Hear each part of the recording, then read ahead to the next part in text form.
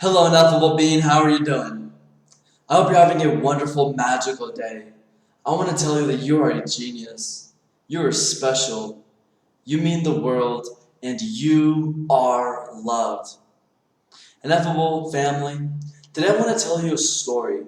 I want to tell you a story that's going to help us understand how to make room for the things that we want in life. Today's topic is make room for God's blessings. How are we going to make room for the house that we want, or the salary, the partner that we want? And I'm going to do this by sharing a story that I've heard from Steve Harvey, and I might, I hope I get it completely correct because it's not an article, it's not a story that I read on a daily basis, like my Sadhgurus and Dr. Joes and my medical journals, but this story does a great job at telling us how to make room for God's blessings. So, Steve has a friend, story goes, Steve has a friend, and this lady friends of his was going to the same restaurant year after year, week after week, seeing the same guy, the same married man, to the point that the maitre d' at the restaurant would have their table set on their day every week. And he didn't really ask too many questions. He kind of knew, one person was married, the other was not. And Steve one day was talking to her, she said, and he tells her, I don't understand why you're going out with this married man. And let's remember that for week after week, this lady, this woman, was going on a date at 6 p.m. to the same restaurant, the same table, with the maitre d' preparing the table for them week after week for about 2 years. One day, she asked Steve, why don't you believe that God's going to give me Mr. Right? Why don't you believe that God is going to give me the man that I'm looking for? So he says, let me tell you a story. He continues with, I used to get home from work and I would tell my mom, Mom, I'm going to get a new car. And she, a fine lady, would say, all right, sweetie, but you got your old car out there. He just pushed it off. Didn't really understand it. I was like, old lady with her old ways. Again, Steve gets home, says, Mom, I'm saving up money. I'm really going to get this car. I know, sweetie, you're going to get your car. But just remember, your old car is out back.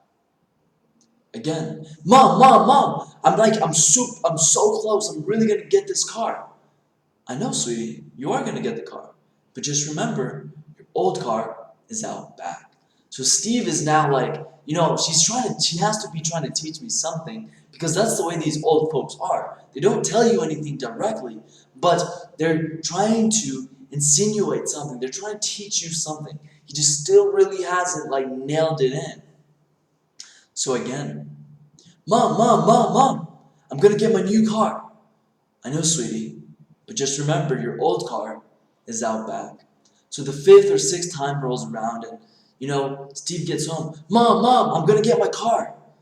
I know, sweetie, but your old car is out back. And he's had it, right? He's had it. He tells Mom, why do you keep telling me that my old car is out back whenever I tell you that I'm going to get a new car? Mom, I've been reading books. Have you not heard of positive thinking? And he says, Mom, I just finished reading this book called The Art of Positive Thinking, and I am manifesting. I'm empowering myself. I'm making affirmations. And she says, that's all fine and dandy, sweetie. But when you get your new car, where are you going to park it?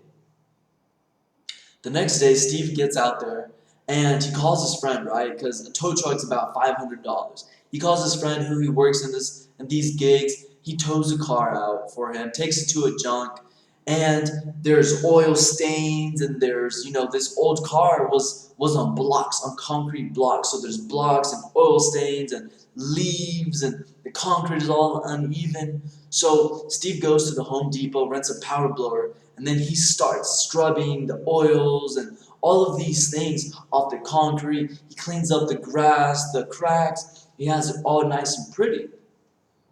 It took 1 week for Steve to come home with his car. He goes back to his mom. Mom, I got my car. She replies, of course you did. You made room for it.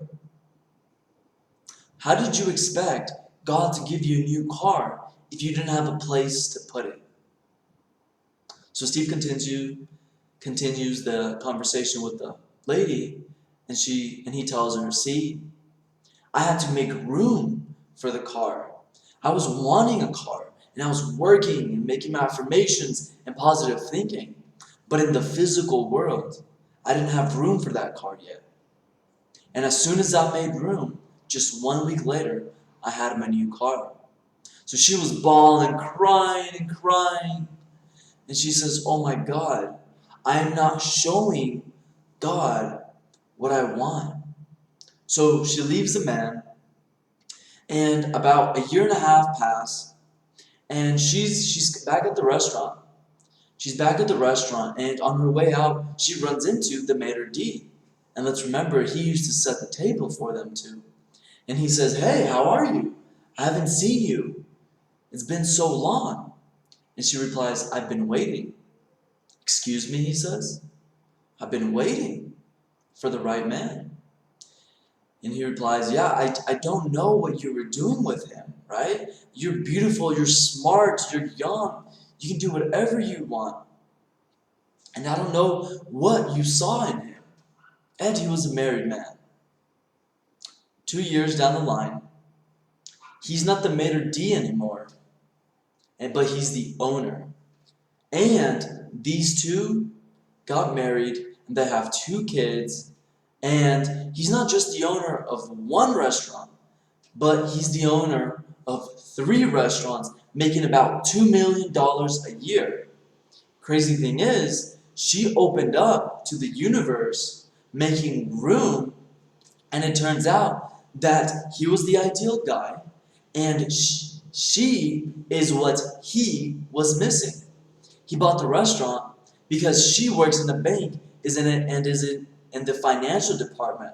So the 2 of them put their heads together, made a relationship, 2 wonderful kids, and now live happily with about $2 million a year. And that's how we conclude the story. So the moral of the story is, we all want something, whether it's more health, more time, better finances, a higher salary, the position in the company, perhaps a Grammy or an Oscar, or to make it to the NFL or to the World Cup, or to win a gold medal. But are we intellectually ready for what we're asking for? Are we emotionally prepared for what is to come that we believe are our desires? And what about morally? Surely if your dream comes true, whatever your dream is, there's going to have to be a change, correct? Probably more responsibility. You're going to be more out in the public. You're now perhaps a public image. We don't know. So I ask you, are you ready to receive the blessings that you're calling out for? I know in my life, I wanted happiness and I wanted success. But I didn't see the impact of my past experiences. Now I lived, it wasn't a perfect life. And I speak about my past in the way I do now in the present because of where I'm trying to go, because I'm trying to make room for my blessings. But I had a very dark past, some might say. A lot of emotional, sexual, physical, psychological abuse.